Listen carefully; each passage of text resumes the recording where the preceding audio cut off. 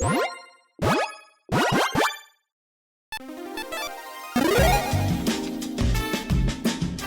and welcome to the Commander's Quarters. I'm your host, Mitch. Glad to have you here. Here at the Commander's Quarters, we're all about Commander on a budget. Today we have an episode of Commander's 2 Cents. On episodes like these, I give you my own personal take on topics about the format in general and current news.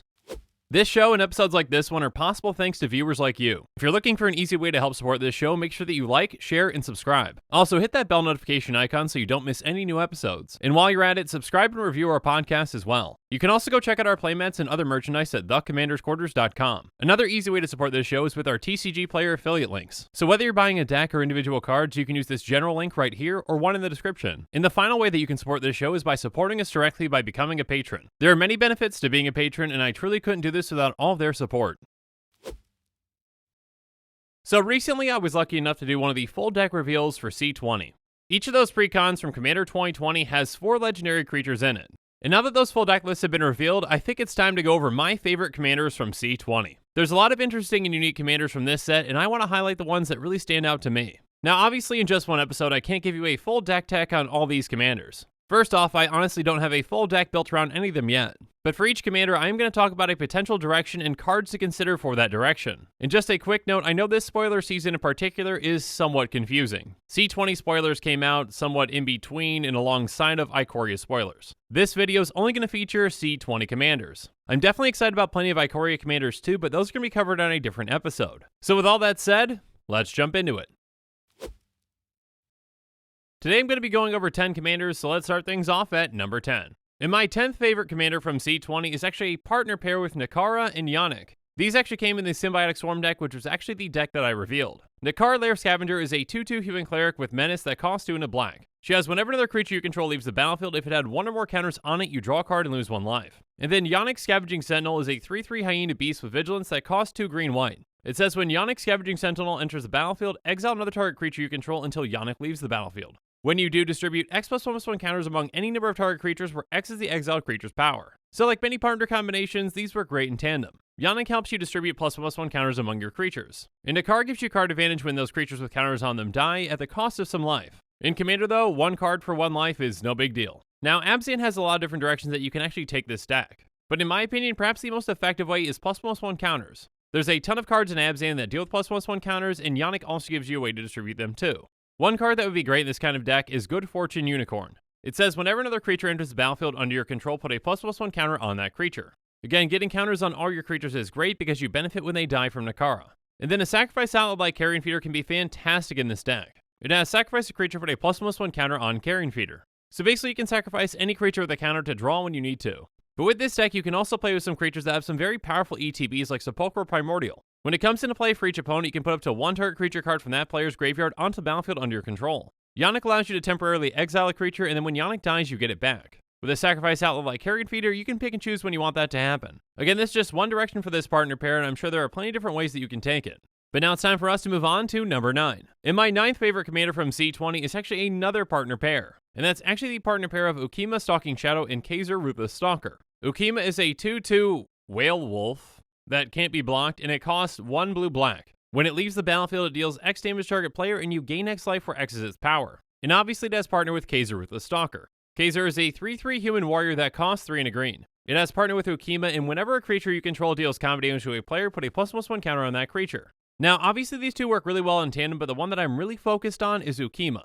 A 2/2 unblockable isn't all that impressive, but its leave the battlefield trigger is. The bigger that you get its power, the more damage that it deals out in combat, and the more damage it deals out when it leaves the battlefield. So I actually think an interesting way to take this deck is kind of a Voltron fling strategy. Essentially, you've got equipment like Blackblade Reforged, which don't cost that much to equip, but can really pump up Ukima. And other equipment like Hero's Blade that just automatically attach when it comes into play. Ukima's trigger doesn't require it to die, it just has to leave the battlefield. And in blue, you've got access to plenty of blink effects like Essence Flux. So basically, you can just swing big with this unblockable creature and then also fling it to hit even harder. Well, not really a true fling, because again, you're not sacking it, you're just blinking it, or you can just bring it back to your hand. There are plenty of different ways that you can make it leave the battlefield without actually it dying. Now, obviously there are other directions that you can take this deck, like +1/+1 counters, but I thought this is a pretty interesting way to take it. But now it's time for us to move on to number 8. And my 8th favorite commander from C20 is Xyrus the Writhing Storm. Xyrus is a 3/5 flying snake leviathan that costs 2 green, blue, red. It says whenever an opponent draws a card except for the first one they draw on each of their draw steps, create a 1/1 green snake creature token. And whenever Xyrus the Writhing Storm deals combat damage to a player, you and that player each draw that many cards. Now, in all honesty, when this one was first spoiled, I had it higher in my list. It could definitely be an interesting commander where you're doing political things, where you're offering to make opponents draw cards, and then you get snakes, and it could be that way.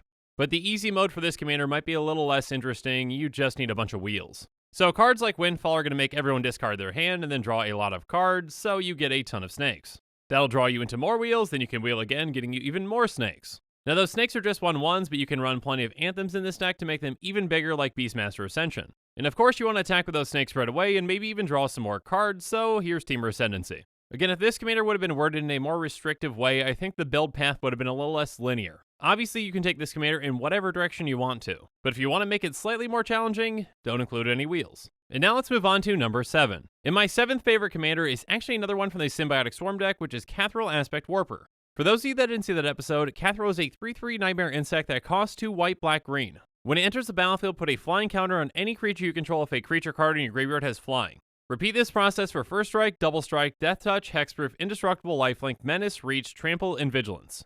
Then put a +1/+1 counter on Kathril for each counter put on a creature this way. So basically, the more of those keywords that are in your graveyard, the better. You can buff your creatures as well as Kathril for each of those keywords that are in your graveyard. So with this kind of a commander, I'd have plenty of ways of getting creatures into my graveyard. And Buried Alive is a fantastic one because you can tutor for 3 creatures and put them directly into your graveyard. And of course, you want some keyword soup creatures like Satalpa. Now, once you have enough keywords in your graveyard, you can actually turn Kathril into a one-shot kill. You need 8 of those keywords, and one of them has to be Double Strike. Unfortunately, Haste is not one of those keywords, so you need something like Swiftfoot Boots as well. But anyways, casting your commander and then immediately swinging for lethal is pretty good. This commander can definitely focus on Voltron, or go wide, or a little bit of both. But now let's move on to number 6. In 6th place, we've got Jarina Kudro. Jarina is a 3/3 human soldier that costs 1 red, white, black. When she enters the battlefield, you create a 1/1 white human soldier creature token for each time you've cast your commander from the command zone this game. And other humans you control get +2/+0. So essentially that's 6 total power the first time you cast her from the command zone. Second time it's 9, third it's 12, and so on and so forth. I like this commander because it rewards you for recasting your commander from the command zone. So some cards that I would consider with this deck are Ephemerate, Ashnod's Altar, and Warstorm Surge. Now a blink spell like Ephemerate has more value the later the game goes. Getting 1 creature token from Jarina isn't that bad, but it's not that great. But if we've recast her twice, getting 3 each time is really good. Ashnod's Altar can help us sacrifice those tokens and Jarina to easily recast her. And then something like Warstorm Surge can be a fantastic finisher in this deck. It says whenever a creature enters the battlefield under your control, it deals damage equal to its power to any target. So again, let's say the Jarina is bringing in 3 humans and each of those are 3 1s. That's a total of 12 power, so 12 damage that we get to deal out every single time we blink. Obviously this can be taken in a lot of different directions like human tribal or tokens, but this is just one of them.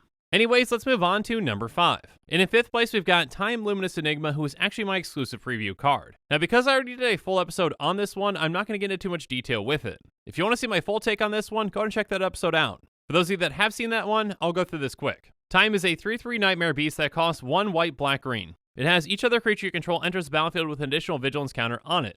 By paying 3, you can remove 3 counters from on creatures you control and put the top 3 cards of your library into your graveyard, then return a permanent card with converted mana cost of 3 or less from your graveyard to the battlefield. Basically, get counters on creatures, remove them, bring things back. So I would focus on things like Undying and Persist and ways to abuse this ability with things like Priest of Gix. When it comes into play, you get black, black, black, or in other words, 3 mana, so you can use Time's ability again as long as you've got those counters. Again, in my full take, I go through a lot more cards on this commander, so if you're interested in this commander, go and check that out. But for now, let's move on to number 4. And coming in 4th place, we've got Gavi Nest Warden. Gavi is a 2/5 human shaman that costs 2 blue, red, white. She has you may pay 0 rather than pay the cycling cost for the first card you cycle each turn. And whenever you draw your second card each turn, create a 2/2 red and white dinosaur cat creature token. So this is pretty much the first Cycling Matters commander that we've seen. Cycling is definitely a very interesting mechanic and Gavi gives you a lot of power to work with. First off, that cycling discount is absurd for certain cycling cards. There are certain cards that have an effect when you cycle them, so they cost a decent amount to cycle. Gavi can essentially just give you that for free.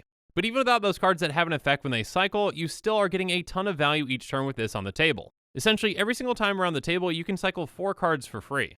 On your turn, you're going to get a 2/2, and if you've got any other ways to draw cards or more cards to cycle on those other turns, you can get 2/2s then too. And obviously this deck is going to be all about cycling, so some cards to consider are Astral Drift, Curator Mysteries, and Irrigated Farmland.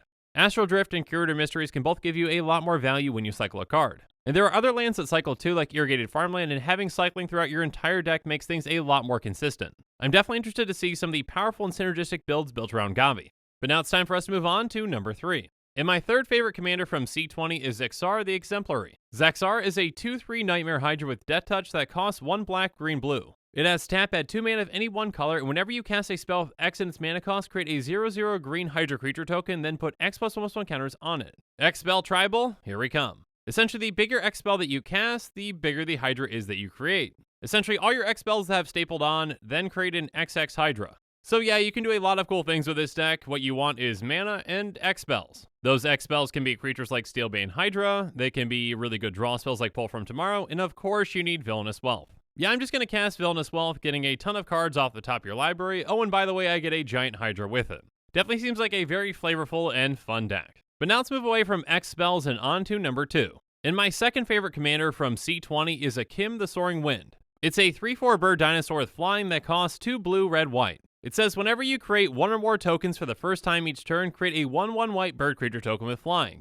And then by paying 3 blue, red, white, creature tokens you control gain double strike until end of turn. So basically once each turn, when you create a token, it comes with a friend. And then you can pay to make all your creatures extremely deadly by giving them double strike. So this kind of a deck, I'd find ways to make sure that I could make at least 1 token on every single player's turn. So basically instead of getting 4 tokens, you're getting 8. So repeatable token creators like Mirror Turbine can be huge. And then something like Retreat to Emeria can serve a dual function for this deck. It says whenever a land enters the battlefield under your control, choose 1, put a 1/1 white core ally creature token onto the battlefield, or creatures you control get +1/+1 until end of turn. So basically this can make you a token or it can pump your team. A temporary anthem like this can be great, but you're also going to want some regular anthems like Dictate of Heliod. Again, Double Strike basically makes your creatures hit twice as hard, so your anthem effects make your creatures even more valuable. But finally we've made it to number 1. And my favorite commander from C20 is Kalamax the Stormsire. Kalamax is a 4/4 elemental dinosaur that costs 1 green, blue, red. It says whenever you cast your first instant spell each turn, if Kalamax the Stormsire is tapped, copy that spell. You may choose new targets for the copy. And whenever you copy an instant spell, put a +1/+1 counter on Kalamax. So basically you've got an instant spell, copy things, tribal, fun times. Throughout the history of Magic, you've got plenty of really cool options of instant spells that you can copy. And if you've got the mana for it, you can basically get 4 copies of instants each time around the table. Now, of course, Kalamax has to be tapped, and sometimes you don't want to attack even though you can make it bigger, so how are we going to do that? Something like vehicles could definitely be a way to do this. This and some other ways can allow you to tap Kalamax without actually putting it in danger. Of course, you're going to want some cantrips in the deck, but you can also have bigger draw spells too, like Return of the Wild Speaker.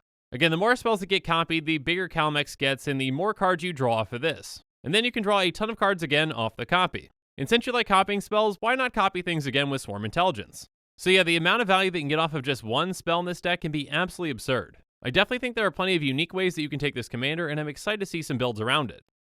But with that, the show is coming to a close, so it's my turn to hear from you. So in the comments below, let me know what your favorite commander is from C20 and why.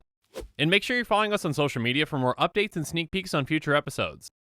Again, a huge thank you to my patrons who help make this show possible. I truly couldn't do any of this without your support. If you want to support this channel directly, consider becoming a patron. There are many benefits to being a patron, including being able to vote on future commanders for deck techs. There are even tiers where you get your own personalized deck tech dedicated to you. You can check out all the Patreon tiers and rewards at patreon.com/commandersquarters. If you haven't already, make sure that you like and subscribe to the channel. Here at the Commander's Quarters, we're all about budget commander. So while you're at it, go ahead and check out some of our other types of episodes. And with that, I'm out of here. Thanks again and have a good one.